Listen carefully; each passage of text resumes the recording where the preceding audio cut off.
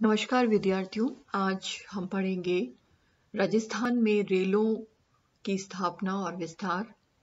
आधुनिक काल में परिवहन और यातायात के जिन साधनों का विकास हुआ, उनमें सर्वप्रमुख स्थान रेल मार्गों का है।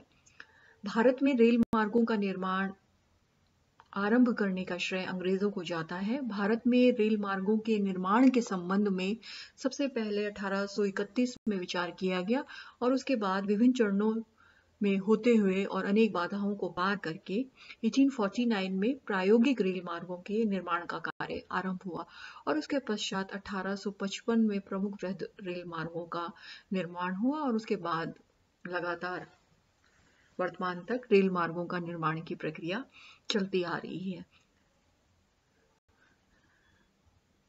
1849 से लेकर 1944 के मध्य रेल मार्ग निर्माण नीति में अनेक परिवर्तन हुए और जिनमें 4 प्रकार की नीतियां प्रयोग में लाई गई।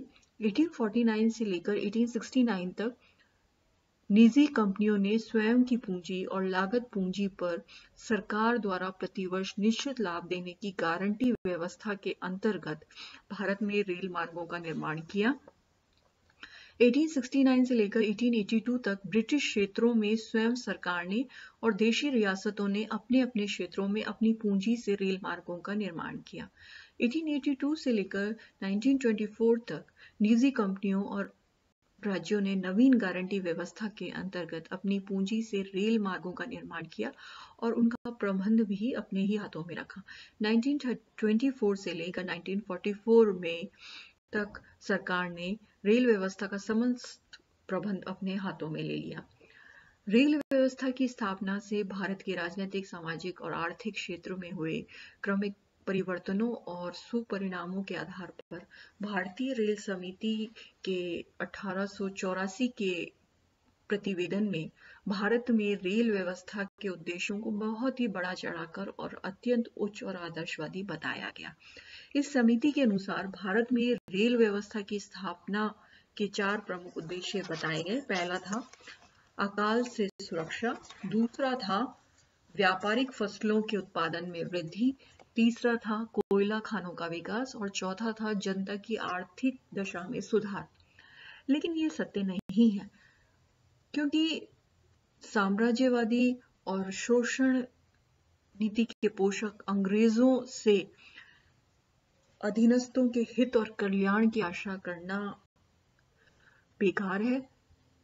वास्तव में रेल व्यवस्था की स्थापना से हुए परिवर्तन और सुपरिणाम तो रेल व्यवस्था की स्थापना के स्वाभाविक और अवश्यंभावी देन है, वास्तव में इसके मूल उद्देश्य नहीं है।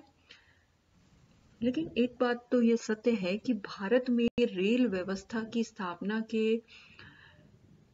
का जो प्रमुख उद्देश्य था वो ब्रिटिश साम्राज्यवाद के प्रशासनिक, आर्थिक और सैनिक लक्ष्यों को प्राप्त करना था। ब्रिटिश उद्योगों के लिए दूर दराज के क्षेत्रों से कच्चा माल प्राप्त करना और ब्रिटिश औद्योगिक उत्पादनों को भारत के आंतरिक भागों तक पहुंचाना था और इसके लिए रेल व्यवस्था इस संकलन और वितरण का एक सशक्त माध्यम थी अंग्रेजों के लिए। ब्रिटिश पूंजीपतियों की अतिरिक्त पूंजी के सुरक्षित विनियोजन और भारत से धन निष्कासन का भी एक प्रमुख साधन थी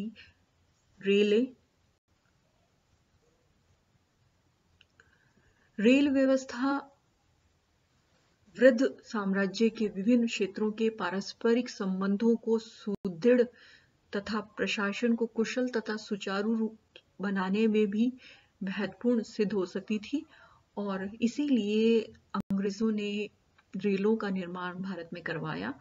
और इसके अतिरिक्त रेलों की सैनिक उपादेयता भी थी। साम्राज्य के किसी भाग में भी अशांति और विद्रोह होने की स्थिति में रेलों के माध्यम से तुरंत और बड़ी मात्रा में सैनिक युद्ध सामग्री भेजना संभव था और इस प्रकार साम्राज्य की सुरक्षा का भी रेलें एक महत्वपूर्ण साधन थी।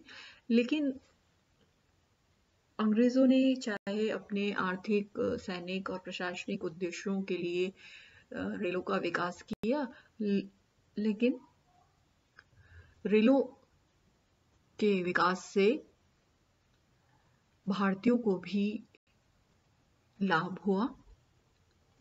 अब आइए राजस्थान में रेल मार्गों की स्थापना और विस्तार पर हम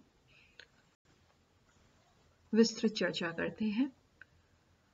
1818 की संधियों के पश्चात विभिन्न कारणों के चलते राजस्थान अंग्रेजों के आर्थिक शोषण से बचा रहा, किंतु 19वीं शताब्दी के उत्तरार्ध में अंग्रेज आर्थिक शोषण के लिए प्रयत्नशील हो गए और 1857 के विप्लव के समय राजस्थान के राज्यों में विप्लव अधिक व्यापक नहीं रहा, किंतु 1858 के बाद अंग्रेजों ने साम्राज्य की सुरक्षा के लिए राजस्थान के राज्यों में भी यातायात के साधनों पर अधिक बल दिया। राज्यों को मुख्यतः यह परामर्श दिया गया कि यातायात मार्गों का विस्तार राज्यों की आय में वृद्धि और सामान्य नागरिकों की आर्थिक स्थिति में सुधार करेगा, जबकि अंग्रेजों का वास्तविक उद्देश्य साम्राज्यवादी था। अतः देशी राज्यों के शासकों को विभिन्न प्रलोभन देकर और दबाव डालकर सड़क और रेल मार्गों का निर्माण और विस्तार के लिए स्वीकृति देने के लिए उन्हें बाध्य किया गया। यद्यपि राजस्थान में रेल मार्गों का निर्माण अंग्रेजों की अखिल भारतीय रेल नीति का ही अंग था, किंतु यहां रेल मार्गों का निर्माण ब्रिटिश भारत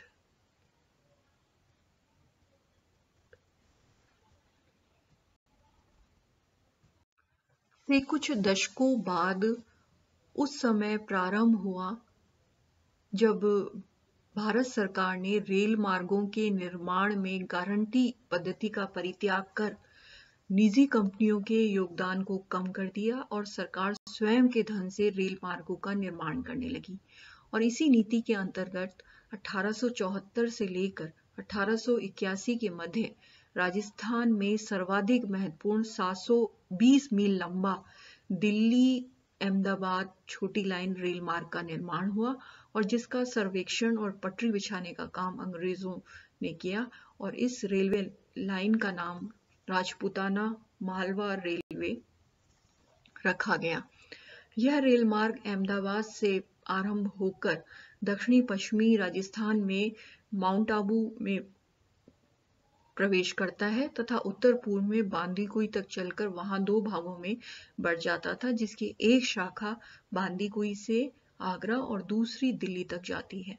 इस मार्ग का स्वामित्व ब्रिटिश सरकार का था और इसी रेल मार्ग की एक शाखा अजमेर से नीमच और दूसरी शाखा फुलेरा से कुचामन रोड तक खोली गई। सांबर झील उसी मार्ग पर स्थित है। बाद में यही रेलवे लाइन नीमच से खंडवा तक जाने लगी थी। इस रेल मार्ग के पहले दिल्ली बम्बई बड़ी रेल लाइन खुल चुकी थी और यह रेल मार्ग सवाई माधोपुर और कोटा को जोड़ता हुआ निकाला गया था। ब्रिटिश सरकार की नीति यह रही कि अब राजस्थान में रेलों का विस्तार इस प्रकार से हो सके कि प्रदेश के विभिन्न क्षेत्रों को सरलता से इस मार्ग से जोड़ा जा सके। राजस्थान के शासकों को यह कहा गया कि वे रेल मार्गों के लिए आवश्यक भूमि स्थायी रूप से दे दे। आवंटित भूमि पर बने सभी भवन आदि अंग्रेज सरकार को बिना किसी मुआवजे के प्राप्त हो। रेलों पर हुए अपराधों से निपटने का अधिकार ब्रिटिश सरकार का होगा, चाहे वे अपराध राज्यों की सीमा में ही क्यों ना हो। रेलों द्वारा ढोए जाने वाले माल पर प्रभावित राज्य पारगमन शुल्क अथवा सीमा शुल्क वसूल नहीं करेगा और यदि माल किसी राज्य में अथवा उपभोग के लिए आए तो उस पर कर का अधिकार राज्य का होगा। प्रारंभ में जयपुर के महाराजा राम सिंह ने ब्रिटिश सरकार द्वारा इन शर्तों का विरोध किया, परंतु जब अन्य राज्यों ने इन प्रस्तावित शर्तों को स्वीकार कर लिया तब जयपुर महाराजा ने ब्रिटिश सरकार से कुछ आश्वासन प्राप्त करके इस शर्तों को स्वीकार कर लिया। 1885 में 20 वर्ष के लिए इस रेलवे लाइन का संचालन का दायित्व बॉम्बे बड़ौदा और सेंट्रल इंडिया रेलवे कंपनी को सौंप दिया गया।